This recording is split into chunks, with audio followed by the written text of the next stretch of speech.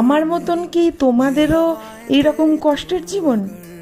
মানে কষ্টের জীবন বলতেই যে নয়, তোমাদের হয়তো বাড়ির ছোটরা সবজি খেতে চায় না, বা বাড়ির তোমার ক্ষেত্রে যে বড় সে পাস্তা খেতে, মানে তোমার বর খায় না, সবজি খেতে চায় না, তো আমারও একই পরিস্থিতি। তো তাকে সবজি কীভাবে খাওয়ানো যায় তার জন্যই এইরকম রান্নাবান্না একটু করা। নমস্কার, আমি মানসী। আমার নতুন একটি ভিডিওতে তোমাদের সকলকে স্বাগত জানাই। তো এই যে বললাম আগেই, সে সবজি খেতে চায় না। এই গাজর বিনস তো সে আর কি চাউমিন পাস্তা ছাড়া খাবেই না। অগত্যা তাকে চাউমিন পাস্তাতেই আমি সবজি খাওয়াবো।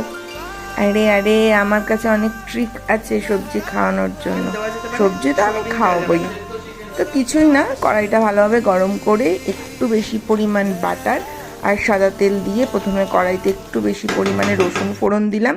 পেঁয়াজগুলোকে একদম পাতলা পাতলা করে কেটে ভালোভাবে ভেজে নিয়ে সবজিগুলো দিয়েছি। কিন্তু আমি সবজি সিদ্ধ করে দিই না। এই গাজর বিনস ক্যাপসিকাম মানে একদমই যেন মুখে পড়লে পরে বোঝা যায় সেরকমভাবে দিই। হ্যাঁ, ভালোভাবে সবজিগুলোকে ভেজে একটু কাঁচা লঙ্কা দিলাম। ও জানো তো, সেদিনকে না কর্ন দিয়েছিলাম, ঘরে একটু কর্ন ছিল, সে এটাও খুব ভালো খেতে চায় না। তো কি করব, এটাকে তার মধ্যে অ্যাড করে দিয়েছি। এবার তোমরা এই রান্না করতে করতে শুনতে পাবে একটা কনভারসেশনে, সে আমাকে আর কি, সেদিনকে রাত যখন পাস্তাটা বানাচ্ছিলাম একটু দেরি হয়ে গেছিলো আমার, সে চলে এসেছিলো অফিস থেকে। তো তার ডিমান্ড হচ্ছে যে এর মধ্যে সোয়াবিন দেওয়া যায় কি না, বা চিকেন তো দেওয়া যেতে পারে। তো তাই তাকে বলছিলাম যে চিকেনটা দেওয়া যেতে পারে, বাট মেবি সোয়াবিন দেওয়া যেতে পারে না।